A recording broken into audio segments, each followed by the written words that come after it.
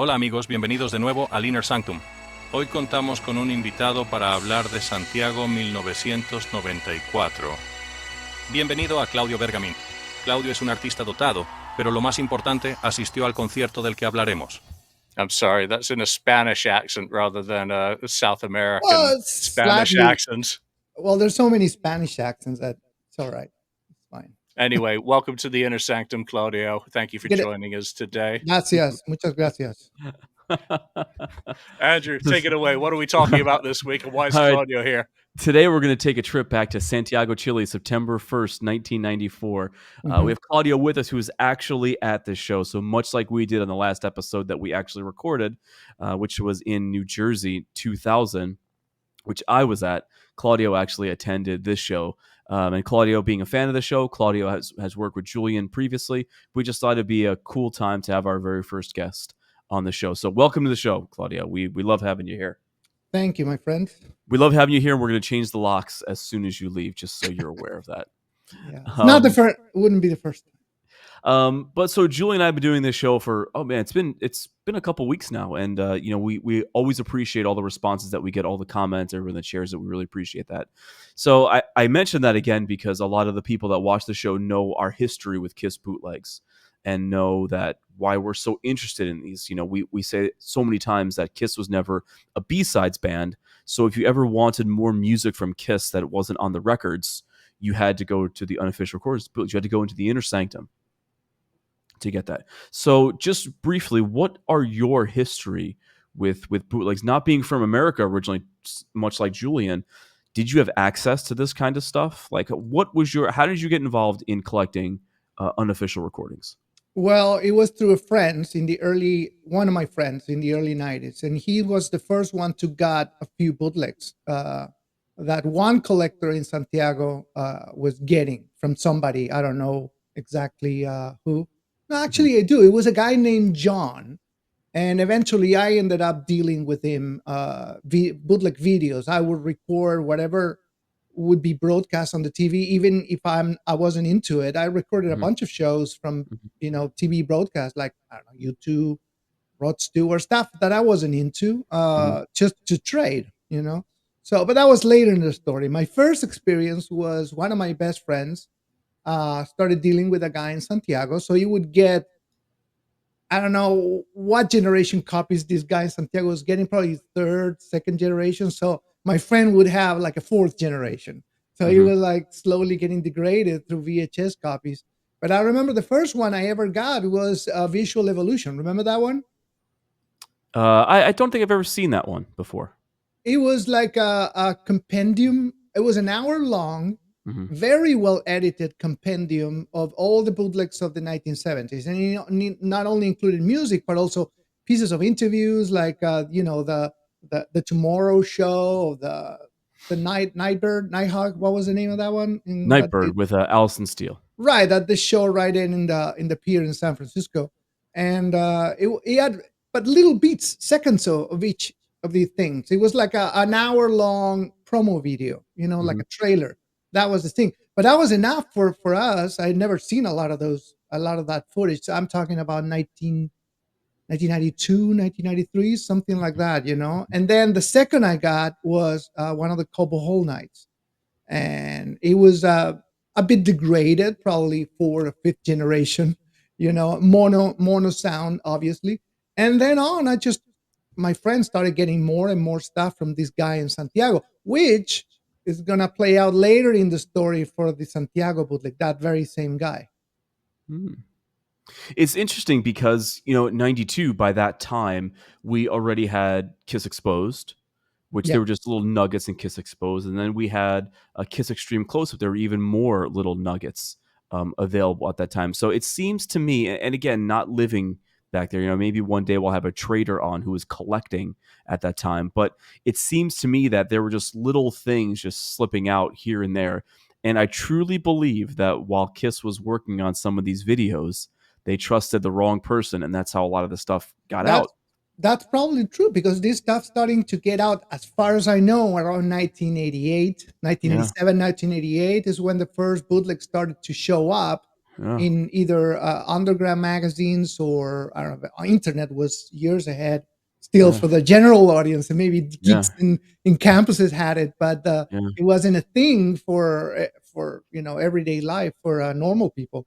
So this was all through coupons in magazines, phone numbers. You have to actually call the person on the phone, or write a letter, an old school letter. Hey, are you interested in trading with me? Right? I can offer you all of this, that, then that. So eventually, when me and my friends amassed a nice collection, and by nice I mean like 10 or 15, that was Mhm. that was all that was available back then, like 92, 93. I started doing it on my own, and I started trading all kinds of bands, not just Kiss. I had a bunch of interesting bootlegs of King Diamond, Merciful Fate, which is another of my favorite bands. And at that time, just watching a video of this obscure band, it was unbelievable. I mean, I've never Yeah. seen a video of these bands, and I was so uh, there was a veil of mystique in a lot of these bands. So watching like real footage from back in the day was a real treat for me. And I was what, 19, 20 years old. Yeah, it's interesting that they made their way so far away, because it's my understanding too that the Kiss warehouse was located in New Jersey.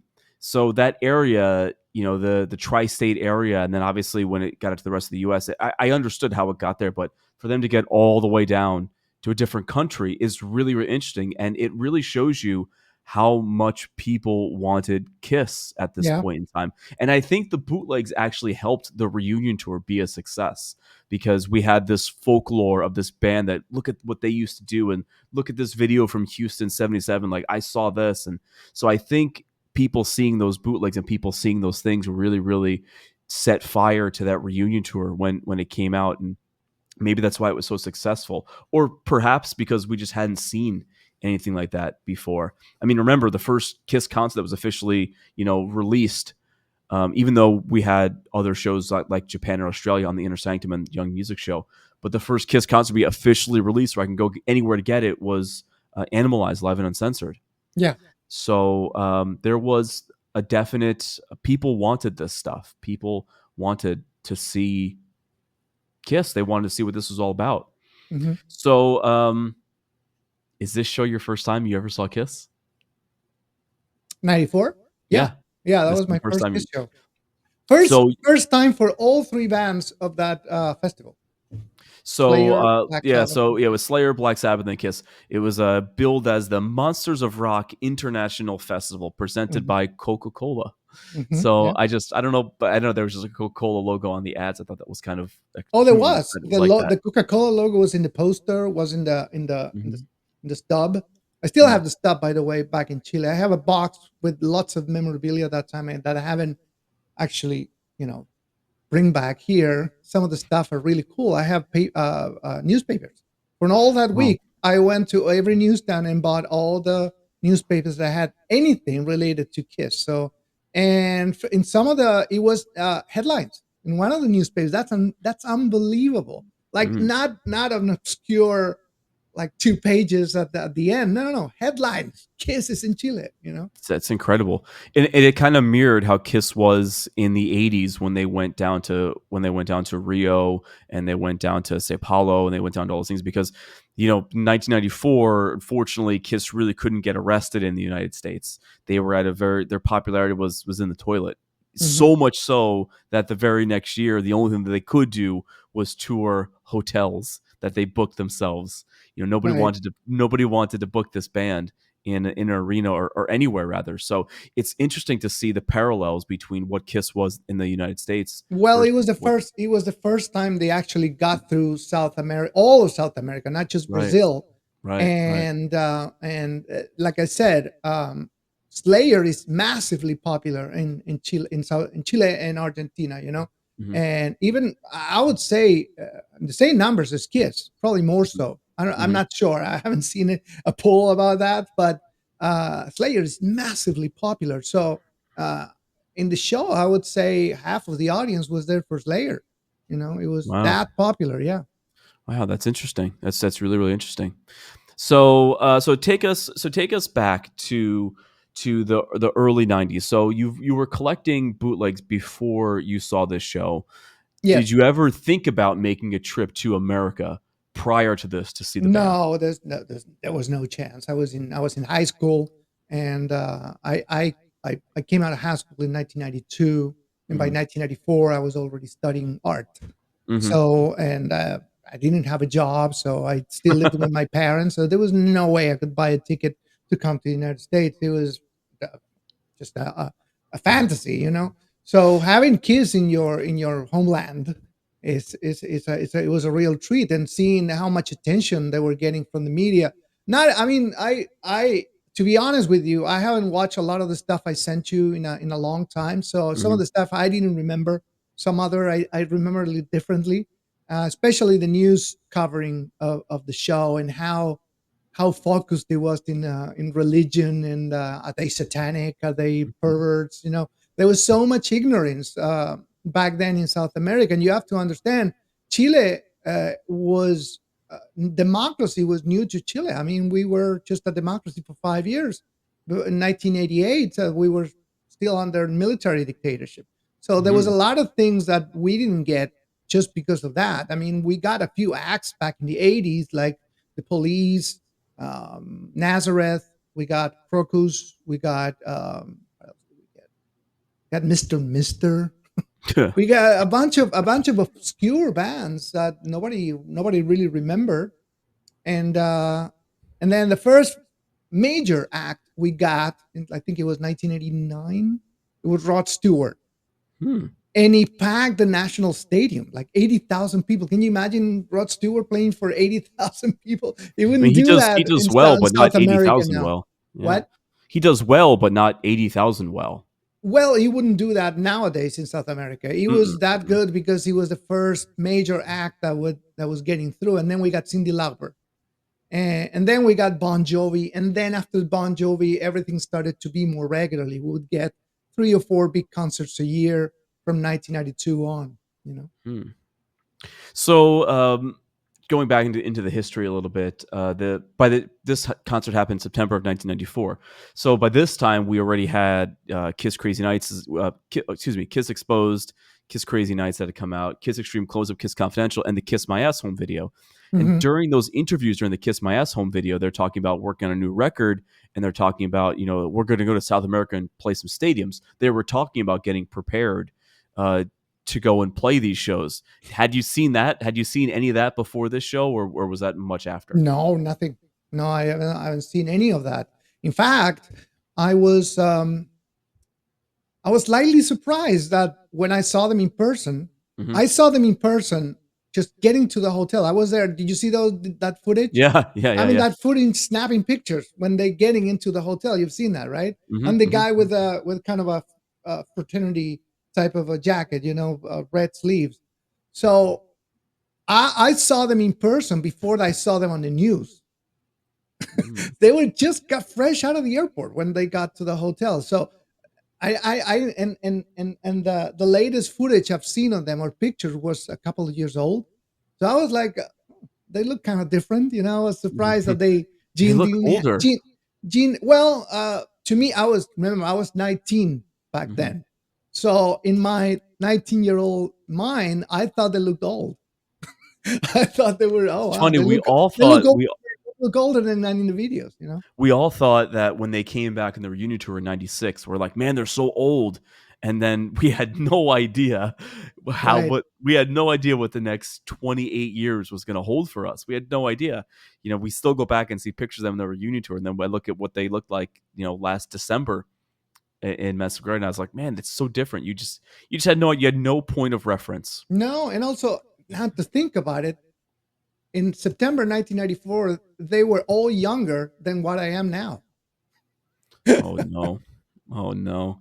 I was reading a thread the other day and someone said that Tom Snyder was 43 when he did the Tomorrow Show with Kiss in '79. Wow, really, And I was like, 43? only 43. I'm like, oh man, it's only He 4 years looked as older in than his 60s. I know, that's only 4 years older than me. Wow, So that's so it's crazy. just it's out of control. That's crazy. It's out of control.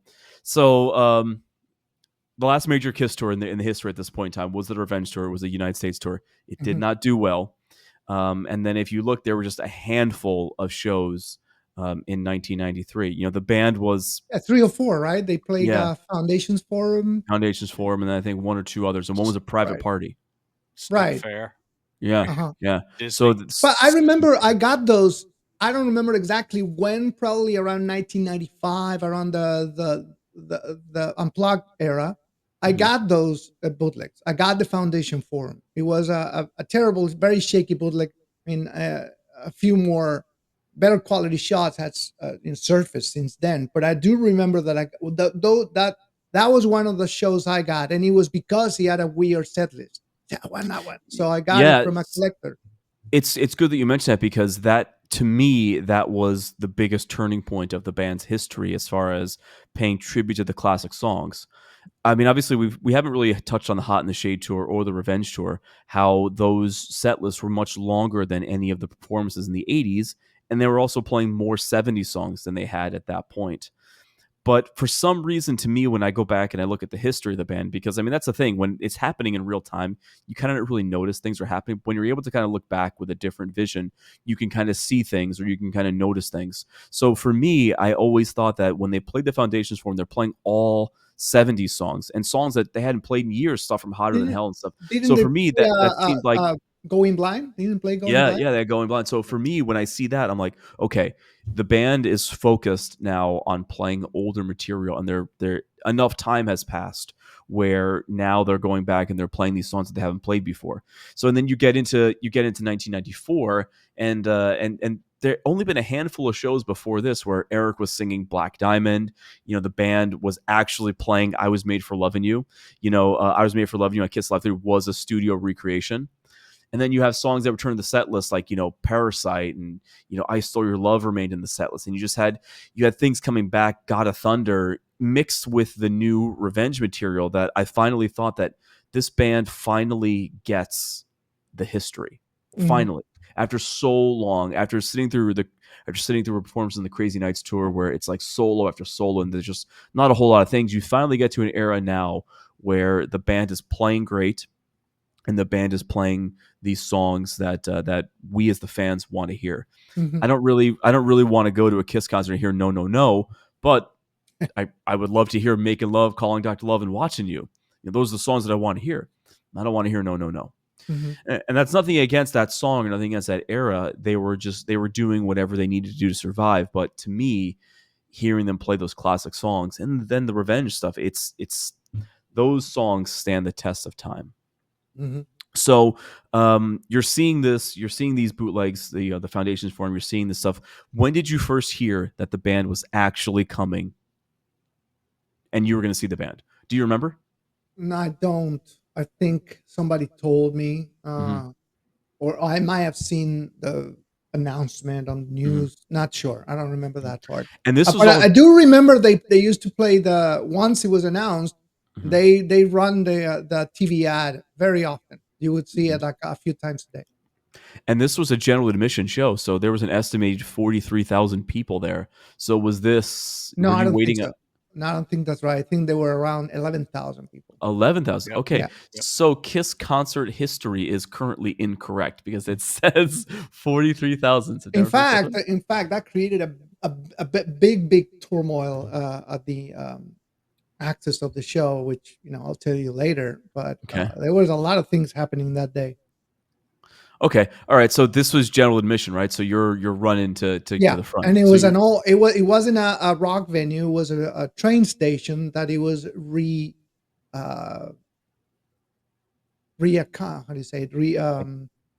Refurnished, yeah, refurnished. Yeah. Repurposed. refurnished, repurposed to be a convention center, which is Yeah. still a convention center. They do stuff like Comic Con, stuff like Mhm. there's a big kind of a Art Nouveau type of French iron. It's all made of iron. It's a huge iron structure, Mhm. and I think it was bought. They bought it from France, and it came up in parts through shipping Mhm. back in the 1920s, something like that. And they put it together like a Lego back in Chile. That's basically what it is.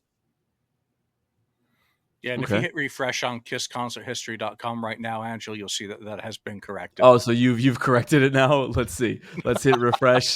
Okay, it says 12,000 now. Estimated 12,000. Okay. Well, All the right. venue and that was what happened was well, I don't know if you want to start right away talking about the show, or do you want me Yeah, yeah, to talk yeah. about the Well, yeah. week's pre? We've gotten like we've definitely covered your history of the band, and if there are other viewers looking to learn more about you personally and what you do professionally, there is a great series you just released with Dennis Wallach, who did a lot of the original Yeah, design work for Casablanca Records. So those original records, Casablanca Polygon Records. So he went all the way from Alive all the way to Crazy Nights. There's an episode per album. We mentioned it in the last episode, but if you haven't checked it out and you want to hear more about what Claudio actually does for a living, because he doesn't talk about bootlegs. That's how Julie and I make our millions. We sit here and talk about bootlegs. yeah. But what Claudio does for a living is he's an artist, and he kind of goes into detail with Dennis, and it's pretty fantastic. You know, me being just a knucklehead fan who just liked bootlegs, I had no idea so much went into designing these. And there are a lot of Easter eggs in the episodes too. My favorite one currently is the Crazy Nights one, because we see an album cover that we've never seen before. Oh So yeah, and I wanted to we're gonna clarify a few things about that particular album cover. There's still one episode to go, a bonus yes, episode, a bonus episode and because a lot. Go ahead. yeah, no, bonus episode on the originals, because he also designed the originals. Yeah. The original is gonna be in the bonus episode, but also a bunch of other things that fans had pointed out in their comments, Hmm. and I just made a list of every suggestions they made. They're worth talking about it, because even if you think there's nothing to it, there's nothing to a story, Dennis every time will still make it interesting. He's such a funny Mhm. guy, you know. So Mhm. is a part of the success of the show is the good storyteller Dennis is. You know, Mhm. he tells stories and makes them interesting. You know? And he was the guy. He was the guy that was there from almost the beginning. You know, there are many Almost photos. There are many photos with him, you know, working closely with the band. I mean, I just saw a photo yesterday where he's working the fog machine with Bernard when they were taking those promotional shots at the Palladium in 1980 for Eric Carr's right. debut. Well, in So it's fact, he was at the photo shoot of the first album. He was just not in charge, but he was present. oh, hmm. So it's And he his fault remembers. why Peter's makeup looks like that. What did you say, Julian? I said he remembers. Oh, he Unlike remembers a a great lot of the deal. people from that era don't have those stories anymore and aren't able to tell them with the clarity that Dennis is able to. And with you being an artist and speaking on the same level as him, it really Mhm. does allow a lot of great information to come out. It So congratulations does. on that series. It's been Ah. really fascinating. I hope you find other artists who've worked with similar acts to do a future series on, because you've really got a great niche there. You Yeah, know, good. I as much as I would like to do that again with another artist, do you realize how hard it is? Because that level of consistency, to have Yeah. one artist doing all the album covers or a big number of them is very, very rare. You don't have that many examples in history. You have Hugh Syme for Yep. Rush. Then you have Storm Thorgerson for Pink Floyd. He's dead. Yep. I reached out to Hugh Syme and I didn't get not even an answer. So, and mind you, I wasn't trying to do a show about Rush. I was just reaching out to do a show about revenge, but he didn't Mm, get back to me, you know. So, and I mm, reached out to the other guy, the guy who did Smashes, Hot in the Shade, and Alive 3. He's the same art director. He wasn't doing it. I don't think he was doing it with his own hands. He was pretty much doing Dennis's job. And I think he worked for Polygram. mm. And he did Hot in the Shade, Smashes, and Alive 3. But he didn't get back to me either. That's unfortunate, because it actually really is. It actually really is a good series. I mean, as Kiss fans, we love the minutia so much. That's why we have this show, because we're just talking about minutia about bootlegs. Just about this. I mean, so this is interesting. It was funny because Julie and I both watched the show, and then we were both talking about how Julian's worked with you, and I'm a fan of the show. And he was like, well, let's ask Claudio what show he'd want to do. And in the back of my head, I go, I bet you he's going to pick Santiago 1994. Of I was like, course, I bet of he's going to course, pick that show. And then, of of course, when I course. reached out, that's the show he picked. I was like, I told you he was going to pick this. I told you he was going to pick this show. So So going before, back to the weeks before the yeah, show, yeah, yeah, yeah. I just remembered I didn't get any bootlegs of them of the current incarnation of the band at that point. Okay. The only thing I had were, like I said, Visual Evolution, one of the Kobo holes, and all the official home videos. That's it. Mm-hmm. Later, around between 1995 and 1999, is when I got like the majority of my bootleg collection. Mm-hmm. Mm-hmm.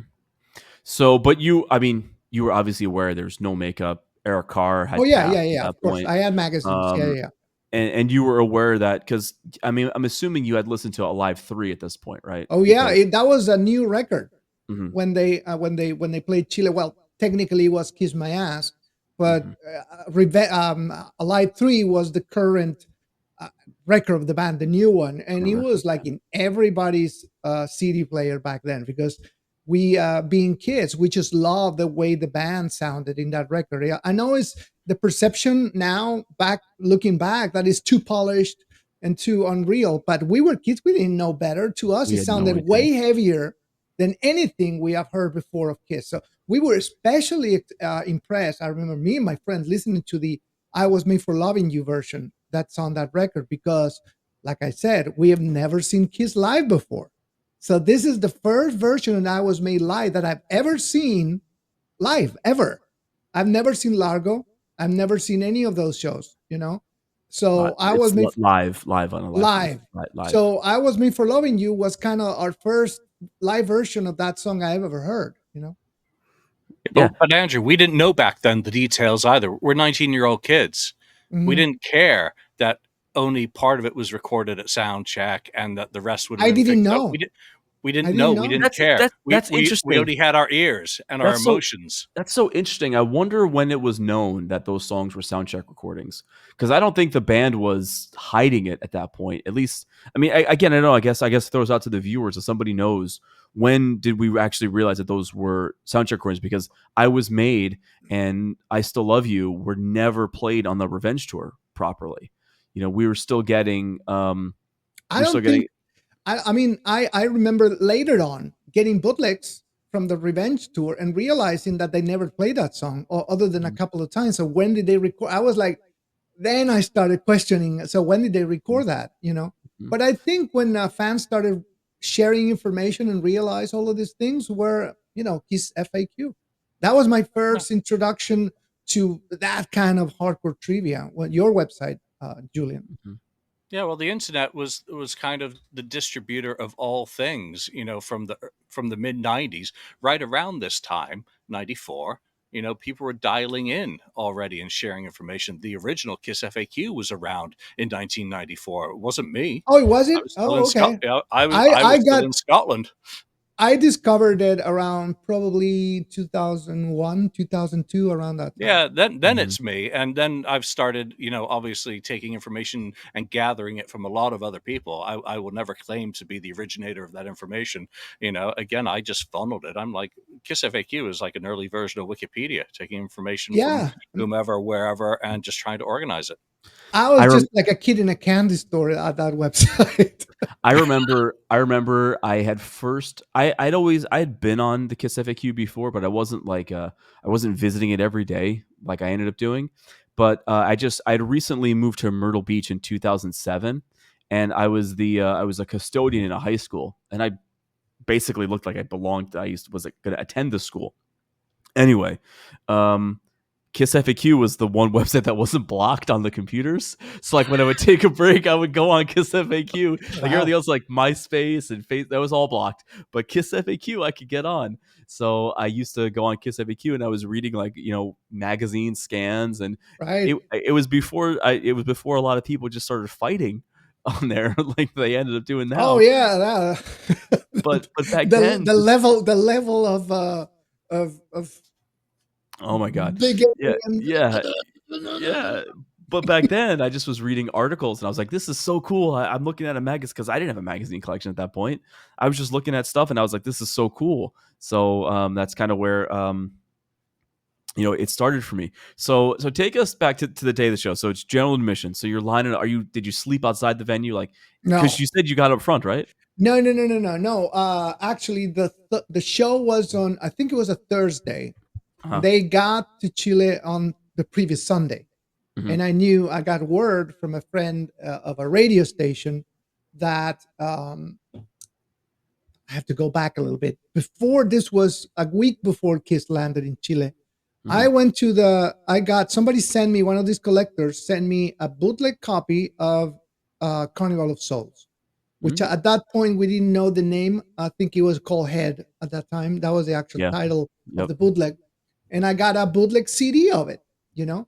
So I said, this could get me somewhere. This is currency right now because nobody has it, right? So I got it Mhm. from to the same friend that I was telling you before. And I think he got it from the same guy that got all the bootlegs, Mhm. the video bootlegs. So I got the brilliant idea of going to the radio station. Oh shit, I'm not confusing story. Sorry, I got ahead of me. That was a story for the next show, for the 97 show. Now, this show, I didn't know anything about what Kiss were doing before or the months before. I just knew the day they were going to get to the hotel. And I Oh, right, went, right. Because Carnival of Souls wouldn't have been no, around yeah, in yeah, yeah. '94. It would have But been but '97. Would have been but when that. Okay. don't let me wrap it up without telling that story. That's a fun Okay. story. The Okay. Carnival of Souls story. So yeah, but that happened on the other time they played Chile in March of 1997. Mhm. So I just showed up at the hotel around 6, I think 6 p.m., something like that. And around 8:30 they got to the hotel, and there were a bunch of fun fans there, including the self-appointed president of the Chilean Kiss Army that no one ever knew or saw before. I think he was a dictator. He self-nominated president. Nobody elected him, you know. And he was a kind of sketchy guy. I didn't like the vibe from that guy. But anyways, and he shows in the video, actually, if you see the footage from the hotel, you can see Gene talking to him and being introduced by Chris, which was, I think it was the representative of Polygram in South America, an Argentinian guy. He's the guy translating at the press conference. You Mhm. know, he was with them all the time, and his English is flawless. So I'm not sure exactly where it was from. If he was actually the representative Polygram in Argentina, or it was Polygram US, just happens to be an Argentinian guy. Not sure, but he was Chris was very accommodating with the fans. He translate for the fans. I mean, I thought that was, tour manager or acting manager translate for fans. It was a nice guy, and we were all kids trying to pass for press. that's Mhm. what that's what we were doing. We were just at the hotel hanging out with cameras and little notepads, passing for press. But and the personnel of the hotel were kind of confused because they didn't know who were the rock bands, who were the fans, what was press. It was all new for everybody that it wasn't That's so into good. rock, That's so rock good. music. I mean, normal people in Chile, not looking back, and this is kind of a thing that I had to think about my own country. Most of the South American countries at that time were kind of behind culturally. They were behind in terms of format of television, format of entertainment, and format of press. So that's why when you see the press conference, there's still some questions about Satanism. Like, Jesus fucking Christ, that's like Mhm. 15 years behind. Enough already, but Mhm. they felt the need that they need to ask those things, because that was the last they heard about Kiss. They're regular press, so they don't know anything about Kiss. They don't know about Revenge or Life 3. They had no idea about Benny Vincent or Mark St. John or any of that. To them, Quick Kiss was an act from the 70s that it was weird and it was associated with Satan worshippers. So, of course, the real press that was present at the press conference, which I'm suspicious how many they were. I think there were just two or three. The rest were all fans at the press conference. That's sneaking actually pretty in cool. That's as actually pretty press. cool. Yeah, that's why there's so many kind of funny questions, about Kiss that probably regular press wouldn't have asked, Mm. but I think like Gene and Paul are clever and they deflected all of these weird questions the same way they always do. And yeah, so like I said, when Kiss got to the hotel, that was my first introduction to Kiss, like the current visual version of the band. I was like, there. And the first thing I noticed that they were so tall. That didn't occur to me by looking at the photos. And I'm 5'6", so they were like at least a foot taller than me. So that was pretty impressive. I've never seen Paul with a ponytail ever, not even in photos. So I didn't recognize him for the first 10 seconds. Who's this? Oh, it's Paul. He was wearing a ponytail and have sunglasses. And he was So wearing I remember he was wearing a leopard shirt and a leather jacket. And I was like, oh, it's so cool. These guys are so stylish. Oh, they dress cool. I was like completely analyzing them from head to toe. Like, there's something funny that happened around this time too, because Eric at this time he was wearing a lot of oh shit. overall. Sorry. He was wearing overalls. Oh yeah, what was So, that about? That was weird, huh? someone said to Eric, they go, Eric, you show up to paint the house or play the drums? Like, what's going on, man? So, and he was like always in overalls. I think what he did, and the anniversary just passed when they play with Garth Brooks on the Tonight Show, and I remember seeing that when it came out and going, why aren't they wearing makeup? Like, I didn't understand why they weren't Oh. in the makeup. But yes, I mean, you saw Paul as fashionable, and I look back and I look at Gene's wearing a leather diaper. Bruce looks cool, and then Yeah. Eric looks like the And painter Bruce that they. and Bruce was very, very approachable. He was very engaging with the fans and apologetic when he had to leave. And also Gene. Gene was fooling around with everybody. There's footage of Gene talking to Argentinian fans, which I didn't include. I don't think I have it. Talking to Argentinian fans, and some Argentinian guy was just giving his girlfriend to Paul or Gene. I don't remember what it was. It was so ridiculous. And I also remember Eric making fun of some of the fans because in Chile they don't say Eric, they say Eric.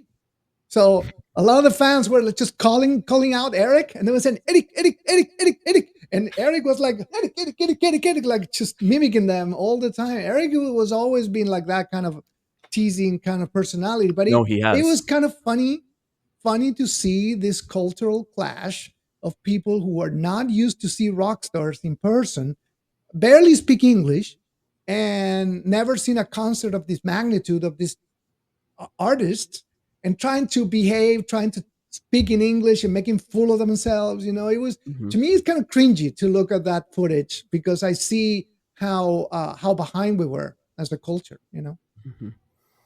Mhm. And I look at that footage, and I look at similar footage, and I hear some of the Q&As as to some of the conventions, and I'm like, nah, that's why they don't do this anymore. Because it turned into one of the Q&As I was watching, it turned into, can I take a picture with you guys? Like Right? every fan was, and then they're like, guys, if we take pictures with everyone, we're not going to get to play.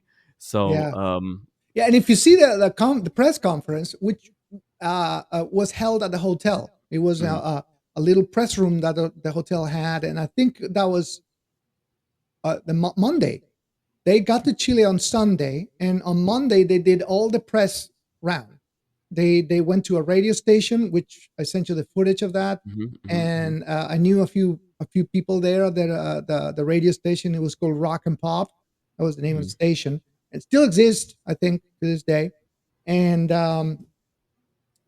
they also did the press conference. I think they went early in the morning to the radio station, and then in the afternoon was the press conference. And the press conference was, I would say, more than 50% fans uh, masquerading as as press, press. It's great. it was funny. And the guy I told you about, who was the first guy who started dealing with bootlegs in Chile, he was there at the press conference. His name was Chris.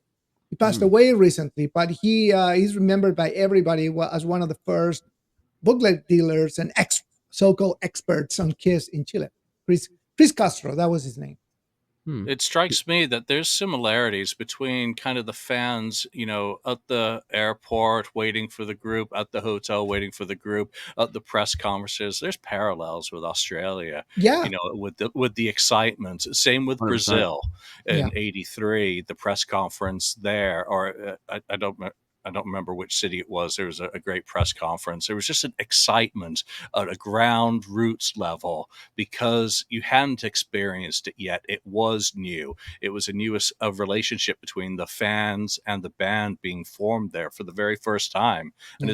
it's very exciting to look back on that because they hadn't experienced these international cultures. They'd stayed very kind of generic in their touring up to that point. This was really the first time that the group was going international.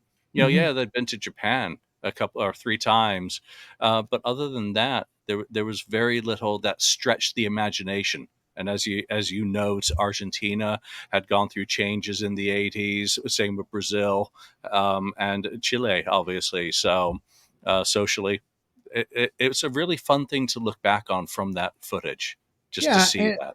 and that whole week was amazing. Kiss arrived on a Sunday, and they went to Argentina on a Friday. So they were in Chile for like 6 days.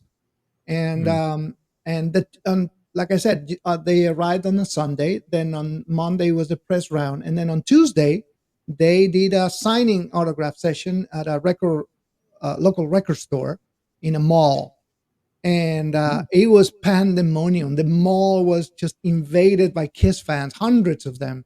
And I didn't even try to get into the signing session because it was a huge crowd outside. Plus, I already got my record signs at the hotel. Mhm. So, but I went there and I have a picture. I took a picture from the second floor of the mall down to the store. So I have a photo of the front of the store and the crowd in front, and that's what they did on Monday. And on Wednesday they did sound check, and we Yeah, I actually was actually went to the sound check, and I listened to the sound check from outside the venue. I was actually going to mention that because there was a part of the soundtrack that was aired on a local radio station, but it was a couple of years ago that the full 2 hour plus soundtrack actually made it into fan circles in audio format. But Yeah, they played like 100 songs. they were doing cool stuff like Schools Out and Day Tripper and It's Moby crazy. Dick and Hey Joe and Please Please Me. I mean, they were clearly having fun together. And that's something you kind of really don't see. And then now you get to a day where bands don't even do their own sound checks anymore because everything is just you flip a button and it Yeah, sounds the same every place every no time. need, no need for So it. so yeah, I think I think it's cool. I think it's cool that Yeah. because we heard about the sound check for so long that they were doing all these things like, oh man, we can't wait to hear it, and then it finally leaked to the public. Yeah, I listened to half of that sound check there outside the venue. I couldn't tell exactly what they were playing because I was 19, so half of the songs they play I didn't know. So and Mhm. then we had to leave because we had to go somewhere else. But I stand outside the venue when they were sound checking. That was great. And then the concert was the next day on Thursday. Yeah, So but you were years later, getting to hear that soundtrack, it just blows the mind that they were doing stuff like Little Wing. I never ever would have thought they would have been digging that deep into the well of classic rock, Hendrix, the Kinks, not your normal stuff. Mhm. So it amazed people, not only those who were there. Is what my point. Yeah. So moving on to the day of the show, that Mhm. day was madness. It was madness because there were dozens of people passed out drunk on the street. Like I said, there's no rock concert, live spectacle culture. So they were so excited. Some of these people that started drinking early in the morning, and by mid afternoon, they were just carpet on the floor, So and that kind of stirred up things with the police. The police thought they were well, mind you, like I said, just 5 years before this, we were under Pinochet, right? And the police in Chile, as opposed to what it is here in the United States, the police in Chile was a branch of the military. Mhm. So they were all have very military like mentality and discipline. So they see this horde of young kids with long hair and Kiss t-shirts. These are deviants, and these are one step from being delinquents. So they were treating the audience like shit. They were batooning everybody. Not kidding. You know, the police were that brutal back then. I mean, if you look wrong at one policeman, you get beat up. Nothing to the point of ending up in the hospital with permanent damage, but they would bruise you for sure and hurt. So and there was a lot of that in the access of the show going through the checkpoints. There was a lot of batooning for misbehaved drunken kids, and they also have dogs. I've heard of people that were bitten by cop dogs in the line getting into the show. And I remember I got there early because I didn't want anything to happen. I want to make sure that I get in. So I always, showed up about a couple hours before the show. And while I was in line, I noticed because the access to the show was right through the main gate of the train station, so you could see the stage from where you were. It was the doors. They had sliding doors like a hangar at the front, and they were wide open to both sides, so you could see the stage. And they were testing the Kiss logo while we were in line, and the Kiss wouldn't light up completely. Only the two S's were off, and they never managed to fix it. And I saw they light up the two S's, but then the K and the Y will go down, And they spent like a good couple of hours testing the logo. And if you see in the show, they never light it up. They never managed to fix it. So good. And did you notice that that's the same logo they used in the press conference at the reunion tour? That logo has been the shit stain on Kiss's history for many, many, many years. What's the origin of that logo? Because the first time I saw it was on that South American tour. Okay, all right. So the origin of that logo is they built this whole show around Hot in the Shade, and they had, Leon the giant sphinx back there. And at first they realized that, oh my God, the sunglasses, they look ridiculous. So first the sunglasses came off Leon. And then after the sunglasses came off, they were like, okay, well, there's no crescendo to the show. There's no Kiss logo. So they rushed to build a Kiss logo in time for that first show, the Hot in the Shade tour, to the point of where Kiss, they're rehearsing in Lubbock, Texas, the day before the tour opening. So they're rehearsing in Lubbock, Texas. This is May 2nd, 1990. Or is it, the tour started May 3rd, or is it May 4th? I think, the tour started May 4th. I'm sorry, May 4th, 1990 is when the tour started. So they're rehearsing in Lubbock, Texas, May 3rd, 1990. And this is the first time they see the logo. And the band, there's footage of this. The band's like, oh yeah, I didn't think you guys going to get it done. And Gene's like, well, how much does it cost? And the guy's like, more than you got. So they basically had to rush to make this logo. And because they had to rush, I guess the people that were actually fabricating this logo didn't really pay close attention to the Kiss logo and made this thing that was showing up year after year after year. And after year. It's a weird version of the logo because it's as opposed to the logos they used to use back in the makeup days.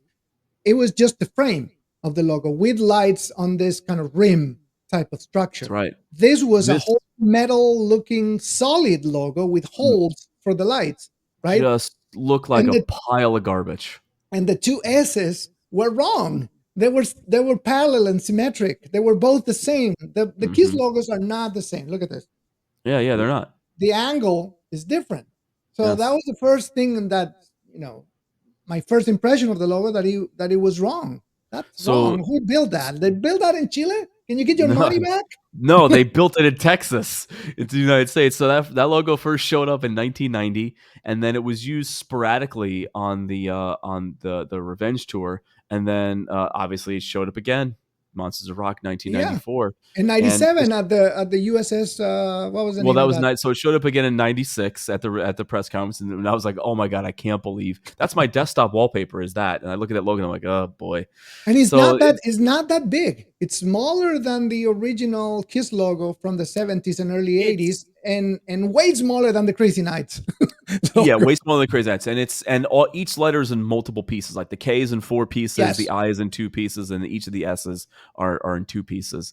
So it shows up then again in 97, and then they're gonna recreate the Love Gun stage. They literally put black tape in the middle of the logo to make it look like the columns that were the original Oh, it's the logo. same. It is the same Yeah, one. same Oh, thing. Same thing. Looks just so terrible, so bad. And to my knowledge, and somebody correct me if I'm wrong here, the last time that this piece of shit showed up was in Alaska, August 3rd, 2000. They actually used this logo live in concert at that show in Alaska in wow. August of 2000. So to my knowledge, that's the last time we saw this thing, and hopefully it's in a dumpster because Wow. it was around for a decade, and it was around for a decade too long. That logo is just, and I had forgotten that they used it at this show, because when you're looking at the production looks like, the True Value version of the Revenge stage. That's just very sporadic amps and things like that. And then the logo it's not even perpendicular to the stage. It's on this weird angle, No, and I guess that they put it there after they realized they they wouldn't wouldn't be lay able to out. fix it. Originally, yeah, originally it was way lower. It was right above the drum kit. But when they realized it wasn't fixable, that's what I'm guessing, because at some point they quit trying to fix it. They raised it up all the way up so it would be like out of sight, but it wasn't.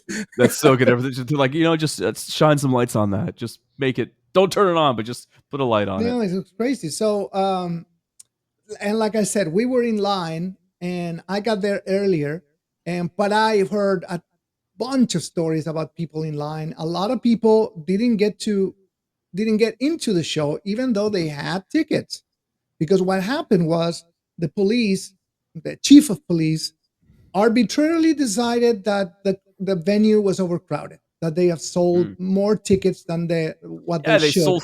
it sold 43,000, and then sold only it's that's what happened. No, the and some of the news clips I sent you, they were a bit of, I know you probably didn't understand what they're saying, but the promoters are in those news clips saying that they undersold the venue, that the venue could hold 15,000 people, and they only sold 11,000 tickets. And now you're saying that there were 12,000. Well, maybe 1,000 got into the show without paying a ticket, so were guests from the radio stations. I don't know what to tell you, but Mm-hmm. nevertheless, the police decided at some point that the venue was oversold and no one else can get in. And Mm. these people that got in, and there were a good couple thousand of them, um, they went bananas, and they Mm. destroyed everything around the blocks around the venue, cars parked, billboards, and storefronts, sorry. And that was a big talking point in the news the next day. All these delinquent kids, see what happened. That's the way they Yeah. behave. But what they Mhm. weren't saying in the news clips, that it was all caused by the lack of judgment by the police. They never realized how important this was for these kids. It was the first time kids ever played Chile. They've been waiting all of their lives to see their idols, and then you had the ticket, you're in line, and some police decided you're not gonna get in. How would you feel? But you called that review bullshit, and it mentions that like there are 120 arrests. It also calls out that a police dog was kicked and injured. There was looting, cars were vandalized, telephone booths torn down, a Yeah. hardware store was looted, Yep. 12 officers were injured, and detainees were drunk or on drugs. I Uh, what I said about bullshit, it's the tone of the article. The tone of the mm, article implies that it was the fault of the fans. And sure, Mhm. if you look at it from a bystander perspective, that somebody is just passing by the street and sees a bunch of kids destroying everything, and say, "Oh yeah, it's their fault." But why did that happen? I mean, why? mhm. It was unnecessary, and it was also because of lack of judgment and lack of procedure from the police regarding this kind of events. Mm. They don't have experience. The security should have been private security, but it was the police. Why was the police handling security? That's ridiculous. Police, that they're not supposed to be in charge of that. It's not their job. So there were a lot of things that were done South American way, and that's why that happened.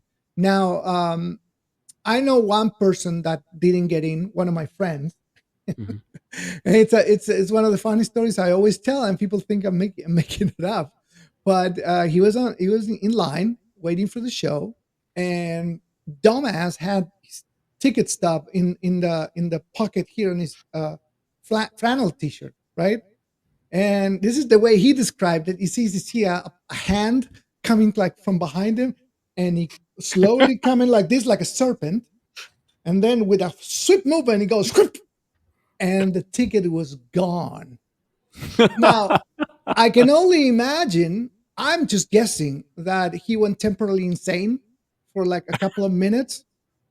And he decided that the best course of action was stealing another ticket from somebody else. Oh my God. He was, like I said, my only explanation for this is that he went temporarily insane, Do you think he had a ticket to begin with, or do you think he just decided? No, I know he had a ticket because it was one of my friends, and we went together to get the tickets. So I know he had a ticket, but he's not the most coordinated or flexible, agile person. So he probably did it wrong, and he was spotted by the police, and they gave him a beating, like between like 10 policemen. Like the Rodney King beating is like nothing to this, and he was Oh like my God.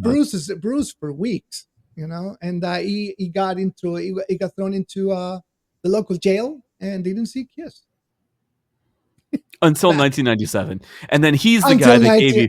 until He's the 1990. guy that he was like, "Hey, I got this Carnival of Souls. Give it to everybody." He's the guy that gave you Carnival of Souls. He's that guy. No, he's not that guy.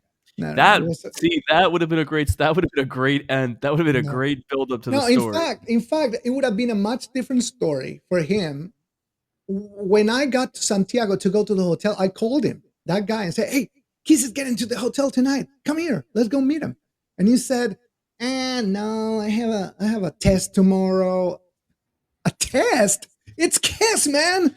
So he didn't have, I don't know, the curiosity or the balls. That's how I said it at the time, to go see Kiss. If he would have gone, he probably would have got to the show because the story would have been different. But he didn't want to go, and well, eventually I got into the show, and they had an opener who was a Chilean band, a classic Chilean Tumultual. band. Yeah, it's a good band, kind of like a mix of Rainbow and 70s type of rock, Hmm.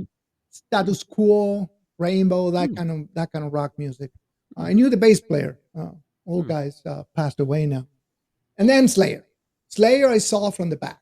I didn't because as soon as Slayer started, I saw this kind of, it looked like waters were stirred at the front of the stage, and I saw a column of dust and vapor coming out of the front of the stage. It was insane. So I saw Slayer from the back, and then when Slayer finished their set, all the front of the stage was vacant.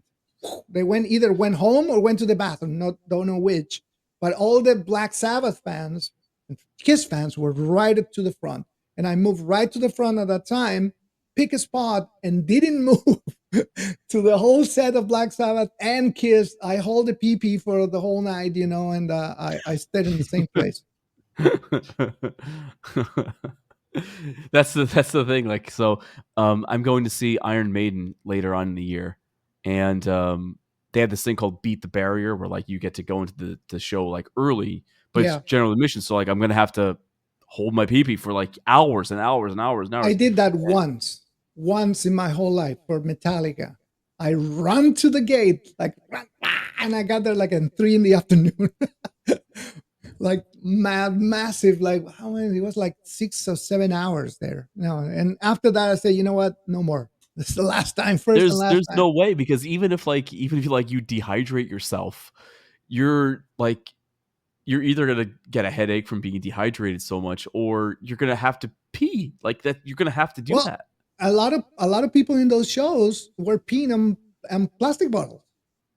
Oh, That's nasty. But oh. necessity.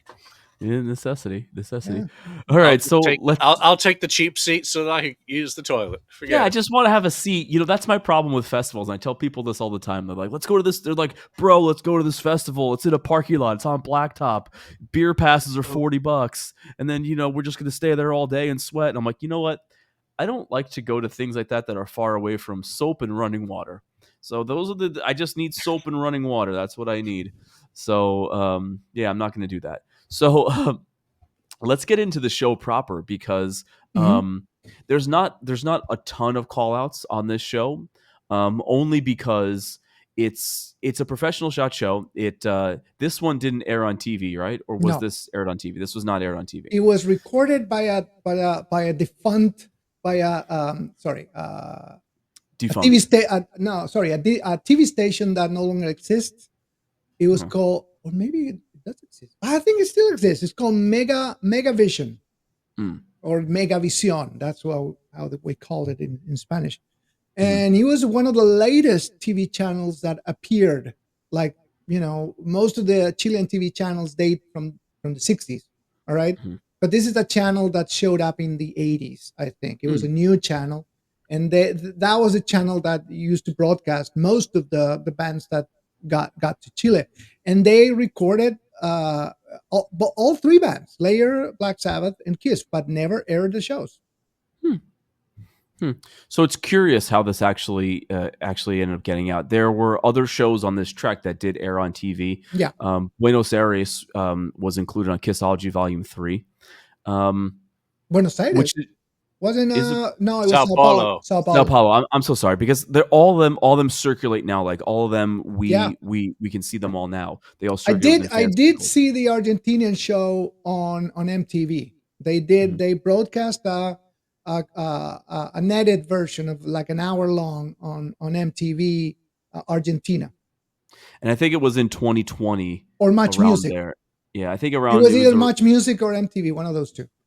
I think it was around 2020 when the actual the Buenos Aires show was actually started appearing in fan circles. Yeah. But let's talk about this show, the Santiago Chile show. This is a common set list, and I use that term loosely, but a common set list for this tour. I mentioned earlier that this is maybe the first couple of shows where Eric is on lead vocals for Black Diamond. He didn't do Black Diamond. I was really surprised by that too at the show. I was like, wow, Yeah, he hadn't done Black Diamond on the Revenge tour, and any of those little 1993 shows he hadn't done Black Diamond. So we open up the show just like the Revenge tour opened up with Creatures of the Night right into. That was very impressive. It was very impressive to me because, like I said, I have watched at that point the Confidential video a million times, so I knew every little detail of that home video. So the fact that they open with the exact same songs, I was like, to me, I was watching the video in my head right there on the show. Yeah. So this is one of my favorite openers, and I think Deuce works really well second. The band is really firing at all cylinders at this point. Yeah. They sound. It's very apparent to me the sound on the video here and the sound on all these videos from this run. They don't sound like Kiss Alive 3. And I'm not saying that one sounds better than the other, but this is how the band naturally sounded. And sometimes I kind of prefer this. The band sounded great at this point in time. The band was really, really was a tight musical force to be reckoned with. And I know people they cried during the reunion tours. They're like, oh, no more Revenge Kiss. But I did. This was great. This was great. This sounds great.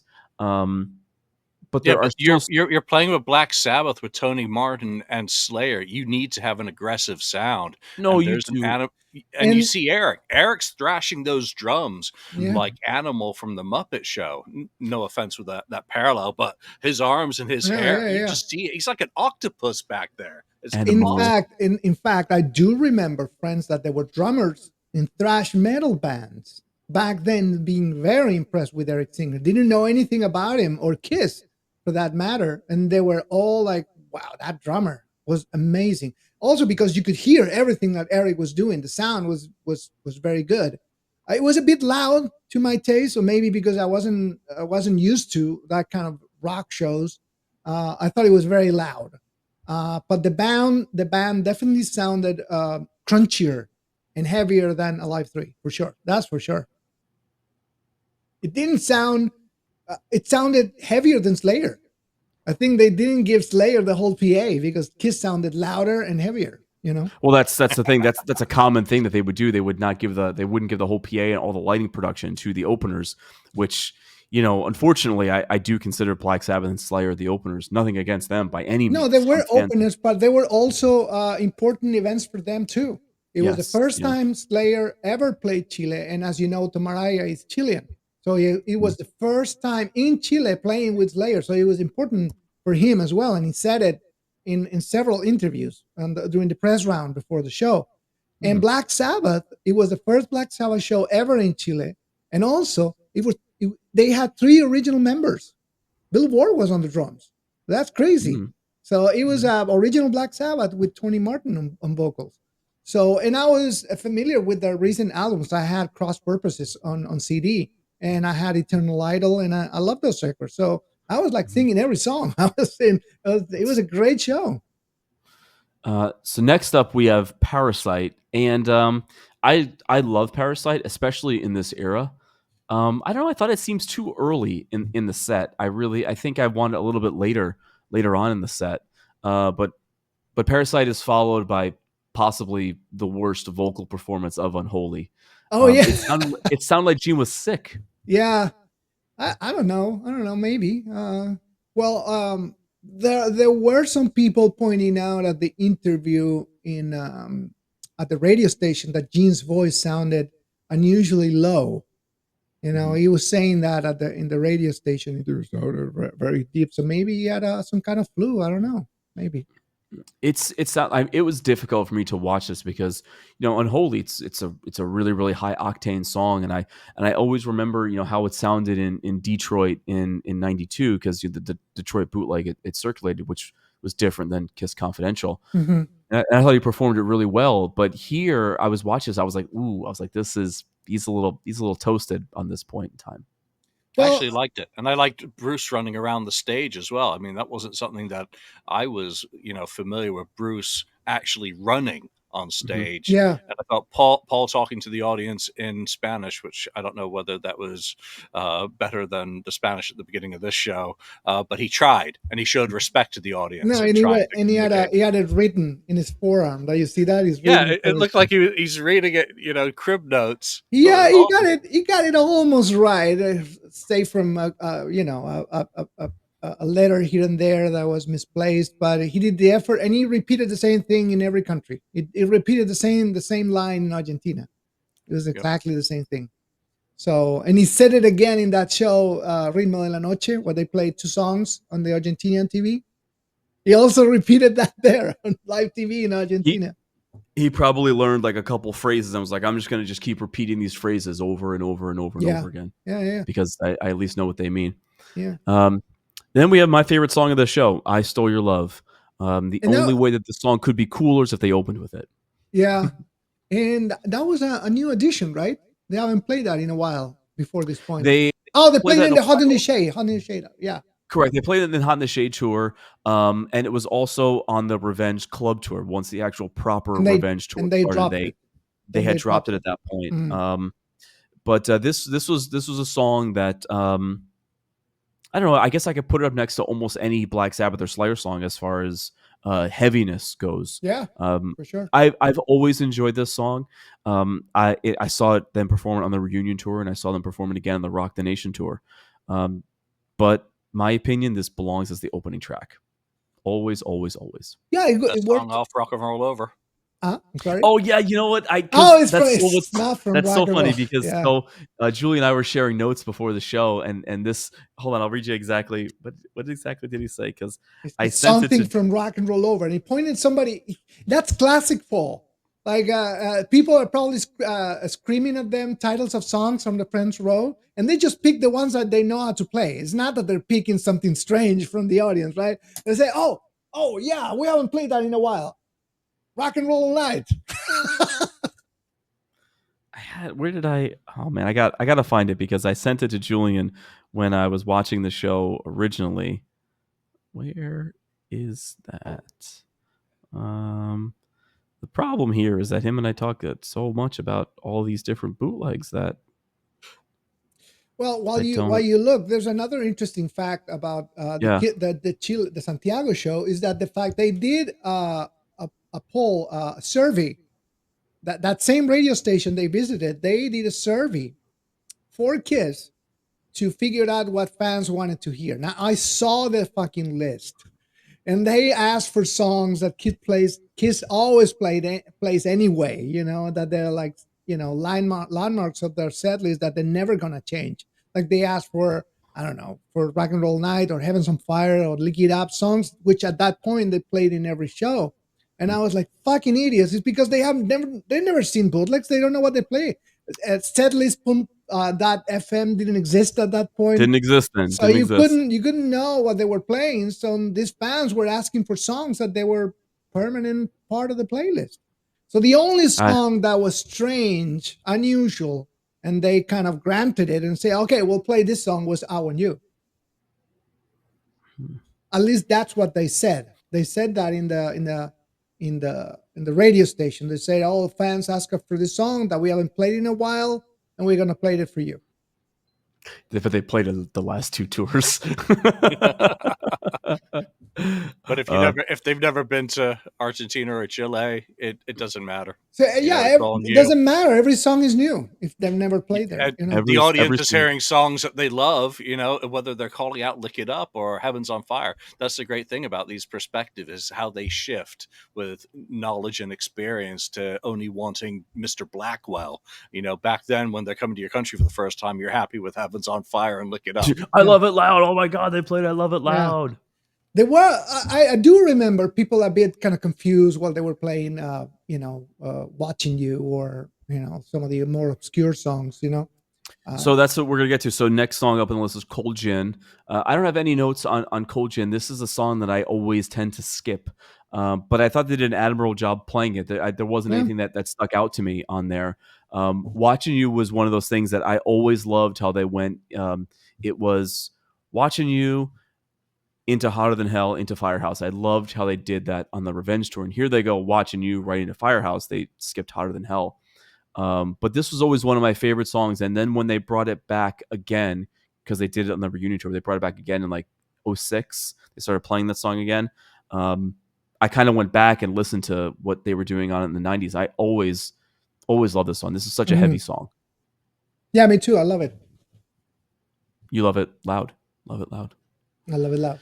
Okay, so next up we got Calling Dr. Love, and it's becoming really apparent to me that Gene was definitely sick during this show. Like I said, he might have some kind of bug, which is interesting to me because there's another show that I'm sure at some point we're going to talk about from January 1995. They were in Tokyo, where Gene was sick again. So I guess he was just susceptible to being sick at this time. I think his kids were really young at this point, so perhaps maybe his kids were, licking every doorknob or everything. That's probably why he's being sick. Kids, Andrew, you hater. I'm not a hater. I'm just saying that when kids go to school, kids are disgusting. Oh, they do. They absolutely do. They're little viruses. Or maybe he got it from a groupie in Brazil. No, but I'm saying like he was sick here we are, September of 94. He's sick here, and then we have another bootleg in January of 95. Different country. He's in Japan, and he's sick again. It's perhaps he had been in Brazil. Who knows? Maybe just the time at home, and he's taking care of the kids and changing diapers and wiping runny noses.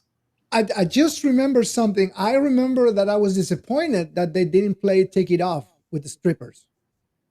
I do remember being disappointing about that because I was waiting for it. It was on the set list. Sorry? It was on the set list. It was not played tonight. They didn't play it in Chile, and I don't know if you watched the press conference, but somebody asked about that, and Gene said that they were talking to authorities to see. And I think in Chile you have to be, I guess you have to be an adult to go to strip clubs. So I guess, and you need a special permit for that, a cabaret permit, I think. So they probably didn't get the permit to get naked girls on stage to show to a bunch of kids.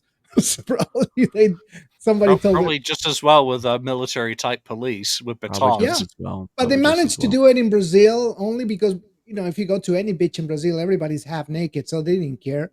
But Chile was a much more conservative country back then. Very true. There's also a funny clip on Confidential about Take It Off where they're like, "Oh yeah, the girls tonight they're pretty good," and then G's like, "Not the best dancers." No. Just you can tell they Yeah. always had something to say. And I do remember, like, right after this South American leg of the tour, like you just said, they went to play Australia and Japan, right? And I do remember that show Hard Copy, Hard Copy. I was just gonna mention that. and they did a little news story about the dancers on the Melbourne show. Remember that? But the little story presented the dancers as groupies. Like, it was very, very misleading. The tone of it was, oh, look how many girls do we have on stage. They never bothered to say that they were the dancers for that particular show. Just that's classic Hard Copy. They're trying to make something controversial out of something that it I have isn't, nothing. And nothing. And it was my understanding too that every time they did it, it was all local girls. It wasn't. Yeah. It's not. They weren't traveling. I mean, they were probably traveling with Gene. I'm sure at the they, time, you but know they what? weren't. I went to a couple of strip clubs in Chile, and trust me, they were the site was not pretty. So I'm sure Gene was the one who made the decision. All right. Okay. All right. So what's the next song? Next up is "Calling Dr. Love." A song I'm sorry. a song I don't need to hear ever again. I have the opposite reaction to this is one of those ones I always love to hear, and for me it like Cold Gin is always enough for me. I know it's probably sacrilegious at this point because that's one of the first ones of the first record, but I always love Calling Dr. Love. And then here we immediately following Calling Dr. Love is Making Love. I really, really, really love. I was this band playing surprised. this song. I remember being surprised about that song during the show because I never heard that song before live. I don't think wasn't included in any of the home videos from the Houston show. Was the Houston version included in any of the home videos? I think it was New York. Yeah, it was. I Oh, believe it was New York. New you're York 70. right. Well, but New York 77 was included, but it was included on Kiss My Ass. Right. So it wasn't. I don't think it had been out at this point in time. But at around the same time, New Year's Eve, 93, 94, they played Making Love in Florida. Yeah, but I didn't saw that until a couple of years later. But This this is was the one of best those. song. Yeah, this was one of those songs that the band was like, "Oh, this is our Led Zeppelin tribute song." This is the song they were trying out this time. It fits perfectly with the Revenge material. It's a heavy song. I love that song. Yeah, but it's like here that suddenly these sets become a steamroller of Kiss classics as well. When you look at Watching You, Parasite, mixed in with Creatures, Unholy, I mean, old and new. It's just a steamroller. It's like getting punched by Mike Tyson in the Yeah, ring. All it is a songs, heavy. one after It was a another, and they're heavy. heavy set Yeah. list.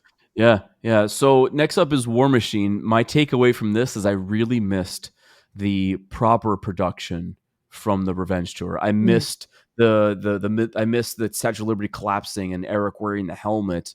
Those are the things that I missed. It's not that I dislike the song. Well, actually, going back and rewatching it, I was like, man, where's all the flames? Because I remember there was so much fire during End of the Road doing this song that there wasn't any of that stuff here. Well, they did say in the press conference that it's a stripped down version of what they normally did back then. In fact, they took the Sphinx everywhere except Chile. They took it to Brazil and to Argentina, and in Chile they just have that giant logo. Which, correct me if I'm wrong, is the same giant logo that you can see at the end of Confidential, right? That is right behind the Statue of Liberty. It's a backdrop. I believe, yeah.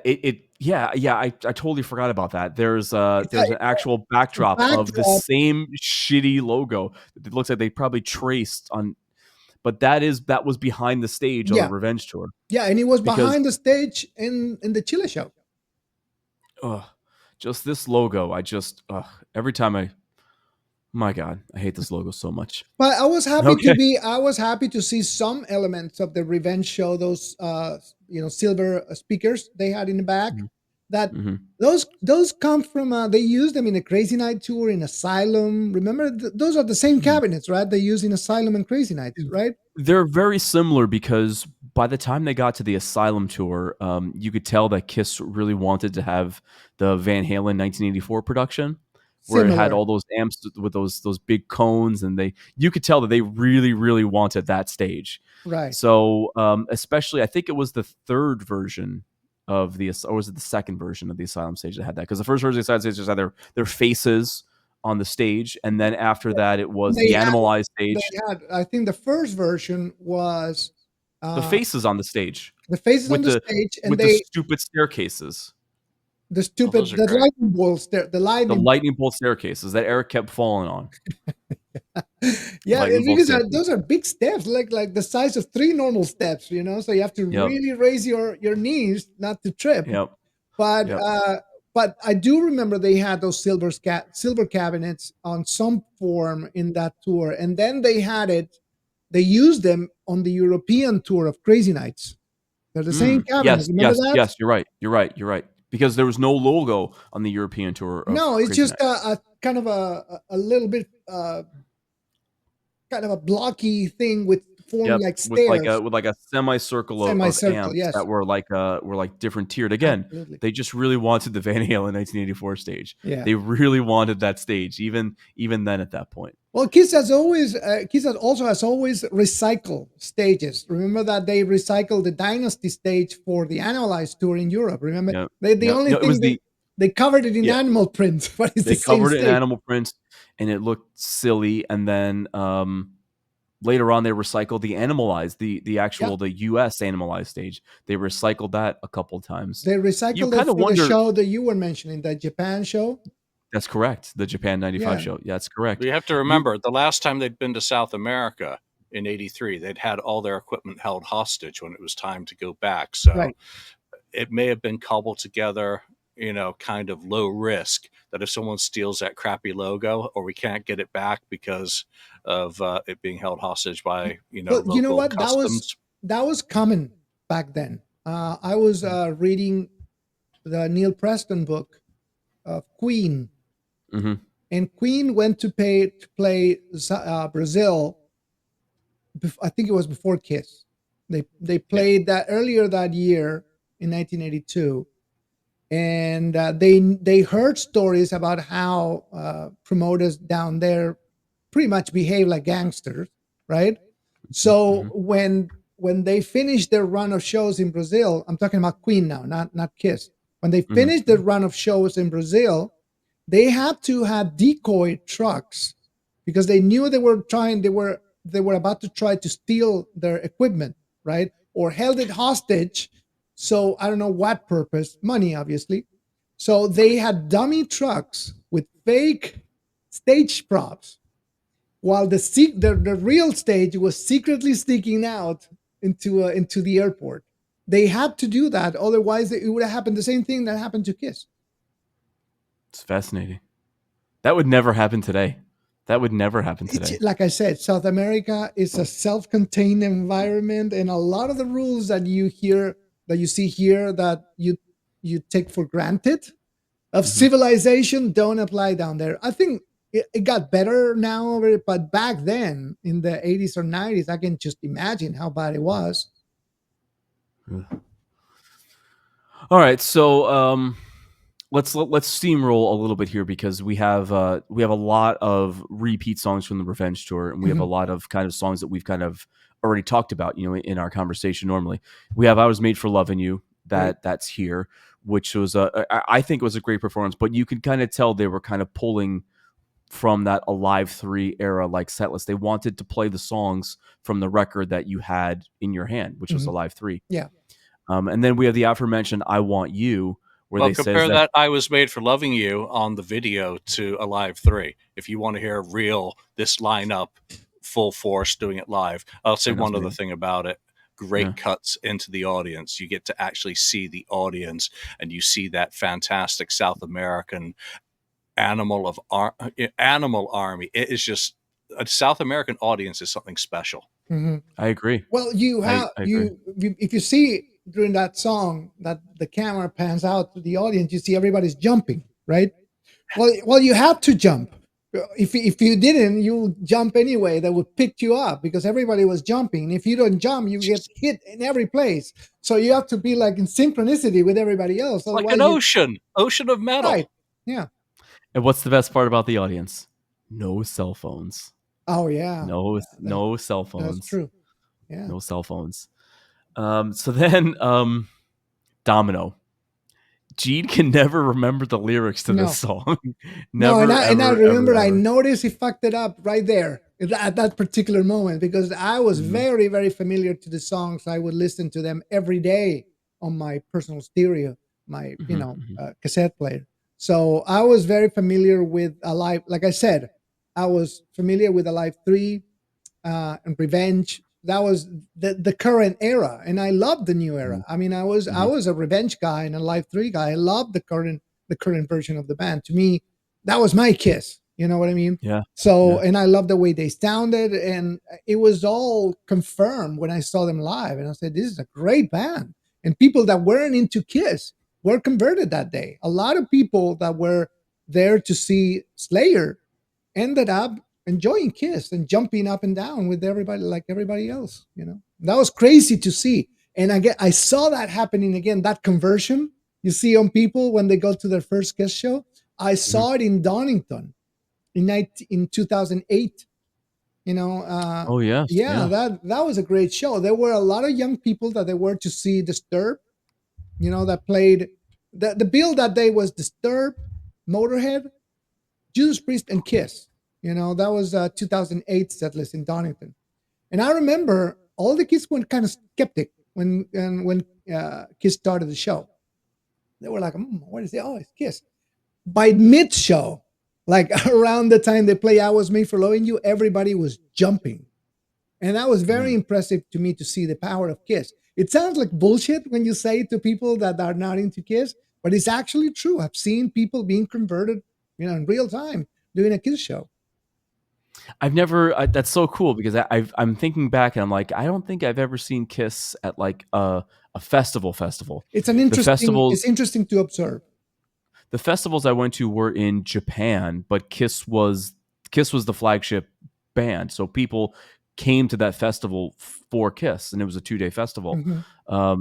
So there weren't any of the people that I were around were all bought in. They were all Kiss fans. I'm trying to think back because I've been like, I don't think I ever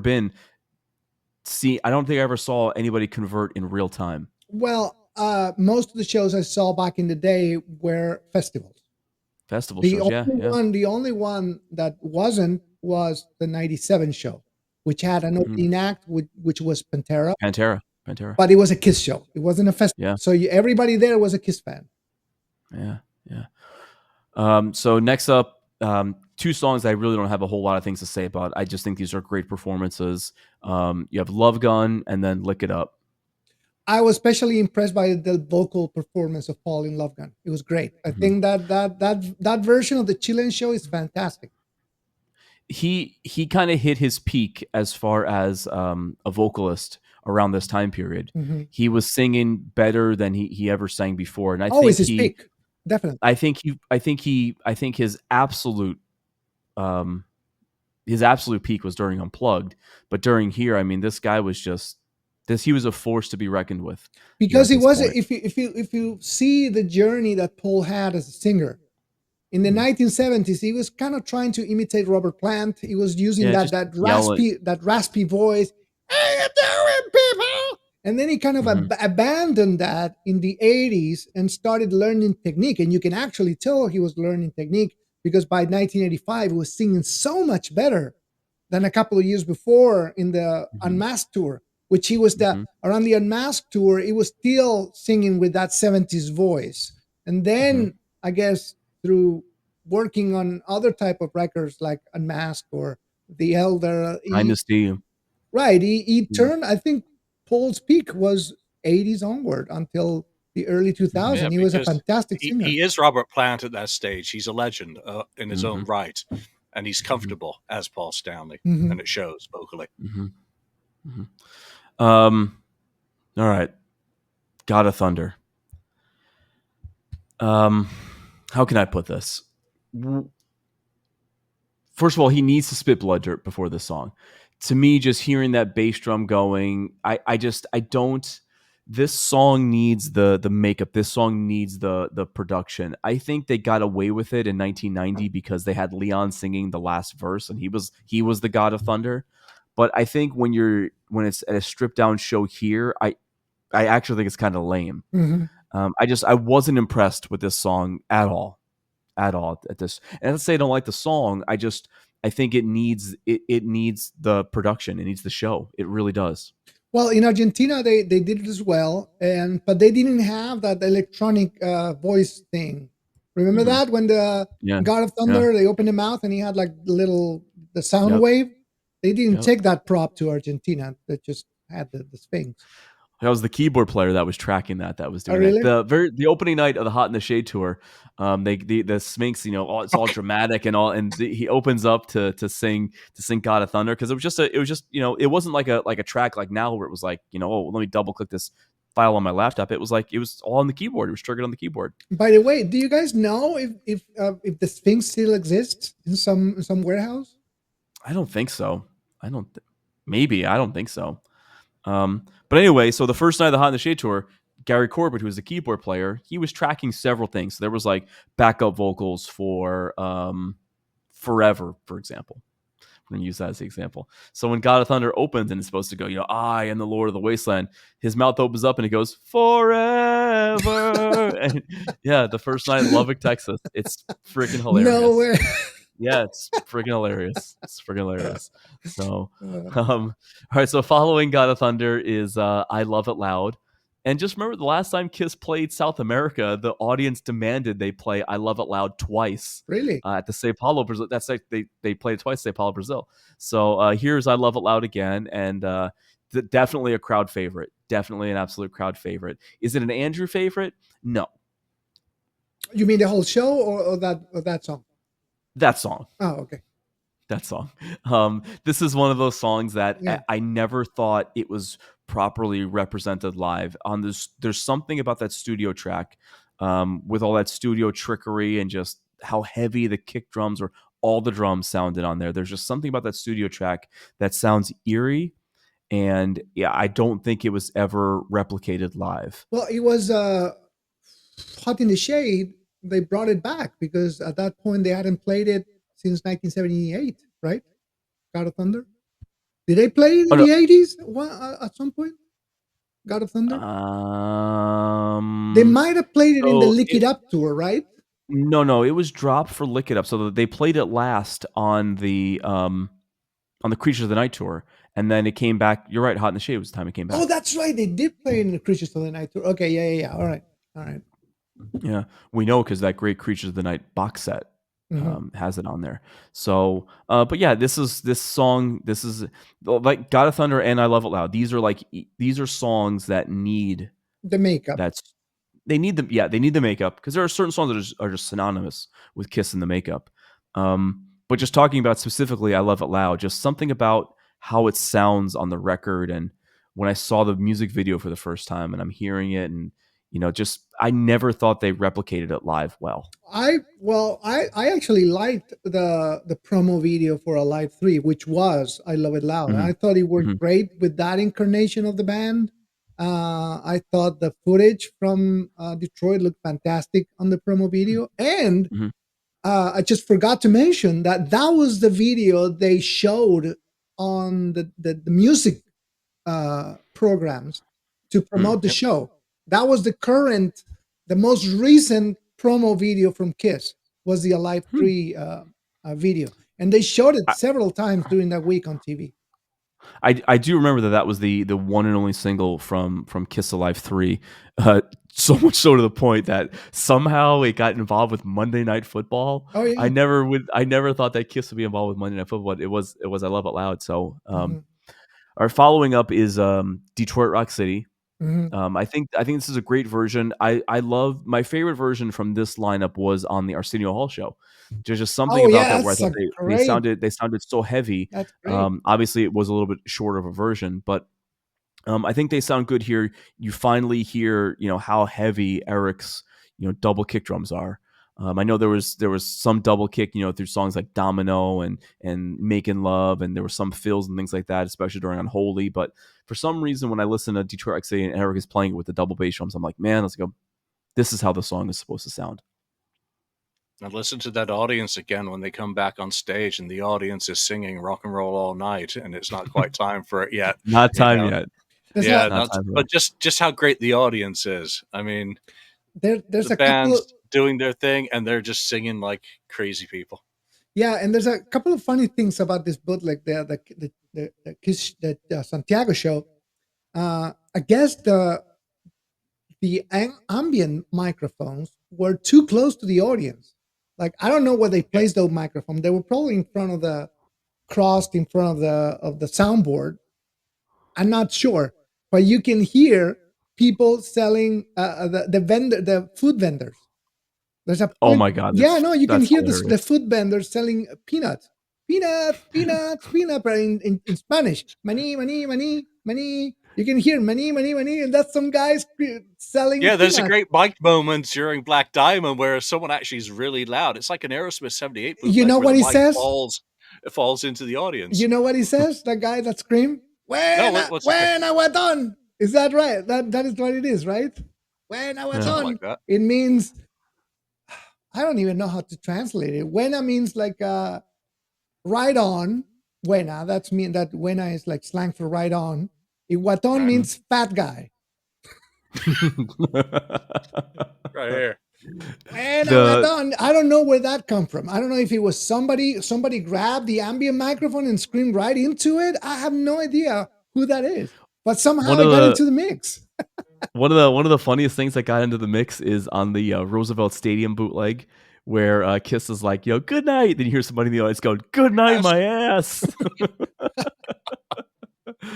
You know what it is? It's actually it's the same guy. All three times it's the same guy. It's the Life in the Woods guy, and he's been following Kiss around for 20 years at that point. It's the guy that was on stage and singing Life in the Woods. It's that guy. So Black Diamond, Eric Singer's first vocal of the night. That was great. And first vocal of, he only sang backups up until this tour. Yeah, I really enjoyed that, and everybody was surprised to see that. I mean, it wasn't expected. It's not on a Live 3, and no one was expecting that song. Fantastic version. Yeah, wasn't played in the Revenge tour, wasn't done anytime in 1993. It was a pleasant surprise. Yeah. So then, which I think this is a weird spot for the song, but Heaven's on Fire is here as like almost as an encore. Well, it was a insanely popular song in South America. It's popular in Argentina and it's popular in Chile. It was played on the radio. So that was one of the few songs that everybody knew, even non-Kiss fans. Well, they did it on the Argentine TV show, didn't they? Yeah. So it's a weird position, but it actually works quite well in this spot for me. Yeah, very okay. Yeah, okay. And in the show that I mentioned earlier, the Buenos Aires show, this is the last song because they didn't play Rock and Roll All Night. It's they say that it was due to time crunch, but this show actually ends with. Well, those are the two. Those are the two. They will pick really well when they played Ritmo de la Noche with the Ritmo de la Noche was a primetime Argentinian show, right? So it was a massively popular show. We even got it in Chile through cable TV. And that guy, the host, the guy that with the big mouth that is speaking, that his name was Tinelli, Marcelo Tinelli. And he was a radio and TV personality, pretty much, I would say, I don't know, a mix of Howard Stern and Jay Leno, a late night host, all rapping in one, And he was a very popular guy in Argentina, kind of comedian type of person. So, so having them in Ritmo de la Noche ensured that everybody in South America would see that broadcast. All right, so we've reached the end. Any final thoughts on this great show? There is another thing I wanted to mention that you probably don't see on the video is that a lot of, I'm just guessing, Slayer fans were spitting on them and spitting on everybody, not just Kiss. They spit on Tony Iommi, they spit on Tony Martin. That was a thing back in the day, back in the 90s in Chile, like I said, lack of live spectacles. So they would get so excited. I think that was the explanation. They would get so excited that they wanted to touch their idols through any way. And speeding on one The of those ways. memories of Belfast. They did that. They had that in 1988 in Belfast. They just got gobbed on the whole bloody show. It was And you actually see Paul go and get his guitar wiped down once during the Santiago and if video. you look very, And I was and wondering what he was doing. look, I have this clear memory in my head because I was right there and I could see them. They were less than 7 feet apart from me, right? And I could see all the spit on Gene hair, like gooey, and he has several, and some If he some of wasn't them, sick before, he'd be sick after. That's probably why you got sick. They got him on the hair. They got bruise on the arm. They got everybody. You don't get to see much of that on the video. If you look closely, in one of the aerial shots, you could see one speed like flying from the audience to the stage. Man. And they were like so good at it. These people weren't close to the stage, but they still managed to get to the stage. I mean, how much muscle do they have in their jaw, And on that note, the year after this Monsters of Rock, there was another version of Monsters of Rock, which was 2 days, and it was in a proper venue, and it was Ozzy, Alice Cooper, Megadeth, Paradise Lost, and Therapy. Now, Therapy was a weird Monsters of Rock. Therapy, no one liked Therapy, right?